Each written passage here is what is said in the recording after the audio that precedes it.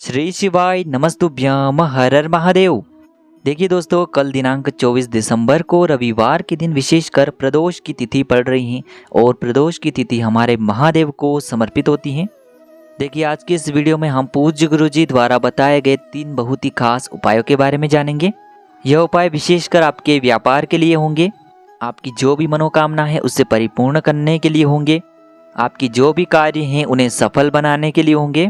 यानी कि आप कोई भी कार्य कर रहे हैं, मेहनत कर रहे हैं, लेकिन आपको उसमें सफलता नहीं मिल पा रही है, कई महीनों के बावजूद भी आप सफल नहीं हो पा रहे हैं, आप कई महीनों से या फिर कई सालों से अपनी नौकरी के लिए तैयारी कर रहे हैं, अपने व्यापार को बढ़ाने के लिए तैयारी कर रहे हैं, धन प्राप्ति के लिए यदि आप नए नए मार्ग बनाना चाहते हैं लेकिन आपका कोई भी कार्य सफल नहीं हो पा रहा है, तो पूज्य गुरु जी ने कहा है कि सिर्फ आपको रवि प्रदोष के दिन ये चमत्कारी उपाय करने हैं। देखिए दोस्तों, पूज्य गुरुदेव की ही कथा को सुन करके और समझ करके ही आपको समझाने का पूरा प्रयास करेंगे, लेकिन उससे पहले वीडियो को लाइक करें, चैनल को सब्सक्राइब करें और कमेंट में श्री शिवाय नमस्तुभ्यम या फिर ओम नमः शिवाय जरूर लिखें। देखिए, प्रदोष की तिथि में प्रदोष काल का विशेष महत्व होता है। प्रदोष काल का समय सूर्यास्त से 45 मिनट पहले शुरू हो जाता है और सूर्यास्त के 45 मिनट बाद तक रहता है।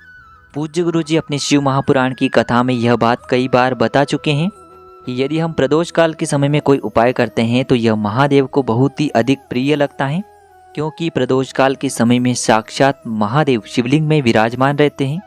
इसलिए आपको इस वीडियो में जो भी उपाय बताए जाएं वो आपको पूरी कोशिश करनी है कि आपको वह प्रदोष काल के समय में ही करने हैं। अगर प्रदोष काल में आपको समय नहीं मिल पाता है तो पूरे दिन में आप किसी भी समय इन उपायों को कर सकते हैं। तो चलिए दोस्तों, जानते हैं पहले विशेष उपाय के बारे में। यह उपाय विशेषकर उन लोगों को करना है जिनके जीवन में आर्थिक समस्याएं चल रही हैं, धन से संबंधित समस्याएं चल रही हैं, घर में बहुत ही ज़्यादा अशांति का माहौल बना हुआ है, आपस में लड़ाई झगड़ा रहता है, सुख समृद्धि की जिन्हें प्राप्ति करनी है उनको यह विशेष उपाय करना चाहिए। देखिए, इस उपाय के लिए आपको मात्र 1 लोटा शुद्ध जल ले लेना है तांबे के पात्र के अंदर, और यह जल आपको विशेषकर अपने घर से ही लेना है। फिर इसी के साथ में आपको थोड़ा सा शहद लेना है। शहद आपको मात्र आधा चम्मच या फिर उससे भी कम लेना है। फिर इसी के साथ में आपको एक प्यारी सी बेलपत्र ले लेनी है। यदि आपको बेलपत्र नहीं मिल पाती है तो आप भगवान शिव की शिवलिंग पर चढ़ी हुई बेलपत्र को पुनः शुद्ध जल से धो करके उसका उपयोग कर सकते हैं। बेलपत्र को लेते समय ध्यान रखें कि यह कहीं से भी खंडित नहीं होनी चाहिए। अब देखिए, मात्र 3 सामग्री लेकर के आपको पहुँचना है भगवान शिव के मंदिर में। देखिए, सबसे पहले तो आप जो एक बेलपत्र लेकर के आए हैं उसमें आपको नीचे से ऊपर की ओर 7 बिंदियां लगा देनी है। इस बेलपत्र में आपको नीचे से ऊपर की ओर शहद की 7 बिंदियां लगा देनी है। यानी कि बेलपत्र की जो चिकनी साइड होती हैं उस साइड पर आपको शहद की 7 बिंदियां लगा देनी है। आपको अपनी अनामिका उंगली को शहद में डुबोना है और नीचे से ऊपर की ओर आपको बेलपत्र पर 7 बिंदियां लगा देनी है। सामने आपको दिखाया जा रहा है, और प्रत्येक बिंदी को बेलपत्र पर लगाते समय आपको ओम नमः शिवाय इस मंत्र का जाप कर लेना है। इस प्रकार से आपको 7 बार ओम नमः शिवाय इस मंत्र का जाप कर लेना है। केवल आपको ध्यान रखना है कि बेलपत्र पर यह जो बिंदियां हैं आपको चिकनी साइड पर ही लगानी है। इसके बाद यह बेलपत्र आपको अपनी हथेली पर रखनी है और महादेव से आपको प्रार्थना करनी है कि हमारे जीवन में जो धन की समस्या चल रही है, जो आर्थिक समस्याएं चल रही हैं, जिनकी वजह से घर में लगातार अशांति का माहौल बना हुआ है, जीवन में सुख समृद्धि प्राप्त नहीं हो पा रही है, दरिद्रता दुर्भाग्य लगातार जीवन में बना हुआ है, तो इन समस्याओं को दूर करने के लिए और धन धान्य को बढ़ाने के लिए आपको महादेव से प्रार्थना कर लेनी है। और यह एक बेलपत्र आपको भगवान शिव के शिवलिंग पर अर्पित कर देनी है। बेलपत्र के जिस भाग पर आपने शहद लगाया है वह शिवलिंग पर स्पर्श रहेगा और इसकी जो डंडी है वो आपको जलाधारी की ओर रखनी है। इस प्रकार से ये बेलपत्र आपको समर्पित कर देनी है। फिर आप जो 1 लोटा जल लेकर के आए हैं इसे आपको धीरे धीरे भगवान शिव की शिवलिंग पर अर्पित कर देना है और लगातार आपको सुरेश्वर महादेव का मन में स्मरण करते रहना है। क्योंकि रविवार के दिन प्रदोष की तिथि पड़ रही है, इसीलिए आपको सुरेश्वर महादेव का मन में स्मरण करना है। फिर इसके बाद आपको अपने घर आ जाना है। पूज्य गुरु जी ने कहा है कि रवि प्रदोष के दिन जो भी व्यक्ति प्रदोष काल में इस उपाय को करता है उसके जीवन से सारी समस्याएं समाप्त हो जाती हैं, धन दौलत की प्राप्ति होती है, आर्थिक समस्याओं का अंत होता है तथा सुख समृद्धि की भी प्राप्ति होती है। तो दोस्तों, इस विशेष उपाय को आप इस रवि प्रदोष में अवश्य करिए। अब दोस्तों हम जान लेते हैं गुरुजी द्वारा बताए गए दूसरे खास उपाय के बारे में। यह उपाय विशेषकर उन लोगों को करना है जिनका जो व्यापार है वह आगे नहीं बढ़ पा रहा है, यानी कि जिन भी व्यक्तियों ने नया बिजनेस डाला है लेकिन वह आगे नहीं बढ़ पा रहा है, या जिनका भी पुराना बिजनेस है लेकिन वह आगे बढ़ ही नहीं पा रहा है, तो उन्हें यह उपाय करना है। या फिर यदि आप अपने जीवन में सफलता नहीं प्राप्त कर पा रहे हैं तो आपको यह उपाय करना है। देखिए, इस उपाय के लिए आपको मात्र 3 बेलपत्र ले लेनी है। देखिए, यह उपाय बहुत ही खास है, इसीलिए आपको 3 बेलपत्रियाँ लेनी होगी। अगर आपके पास बेलपत्र नहीं है तो आप शिवलिंग पर चढ़ी हुई बेलपत्र को पुनः शुद्ध जल से धोकर के उपयोग कर सकते हैं। फिर इसी के साथ में आपको 1 लोटा शुद्ध जल ले लेना होगा तांबे के पात्र के अंदर। अब देखिए, दोनों ही सामग्रियां लेकर के आपको भगवान शिव के मंदिर में पहुंच जाना है। आपको कोशिश करनी है कि प्रदोष काल के समय में ही आप इस उपाय को करें, लेकिन प्रदोष काल में यदि समय नहीं मिल पाता है तो इस उपाय को आप सुबह से लेकर के शाम तक किसी भी समय में कर सकते हैं। देखिए, सबसे पहले तो आपके पास जो 1 लोटा शुद्ध जल है उसे आपको धीरे धीरे शिवलिंग पर अर्पित कर देना है, श्री शिवाय नमस्तुभ्यम इस मंत्र का जाप करते हुए, और आपको लगातार सुरेश्वर महादेव का स्मरण करते रहना है।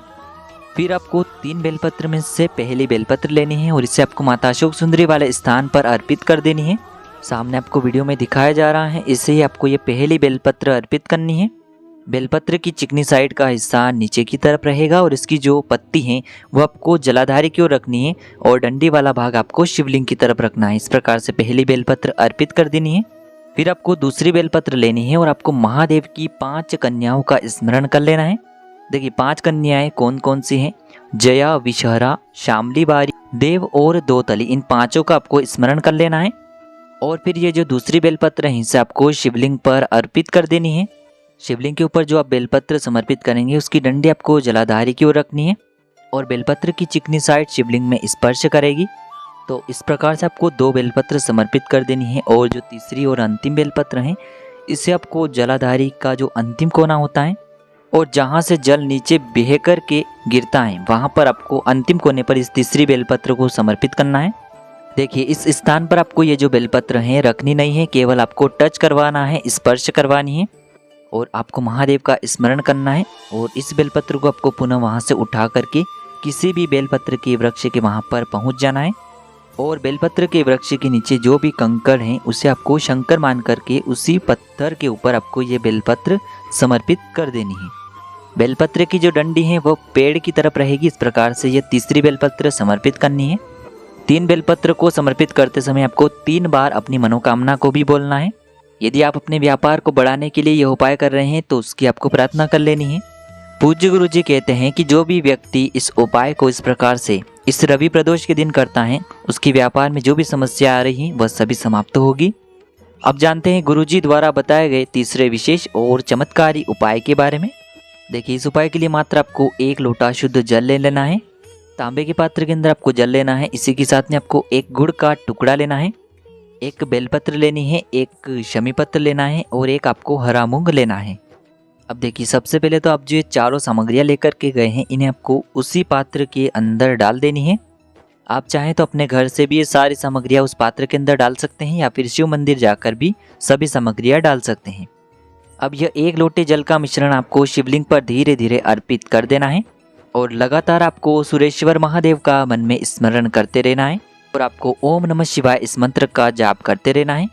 पूज्य गुरुजी ने कहा है कि यह उपाय उन लोगों को करना है जिनके कार्य अटक जाते हैं, रुक जाते हैं, जो पर्याप्त मेहनत करते हैं लेकिन फिर भी उन्हें सफलता नहीं मिल पाती है, या फिर जिन लोगों के जीवन में कर्ज बहुत अधिक हो गया है, कर्ज भारी हो गया है, तो उन्हें यह उपाय करना है।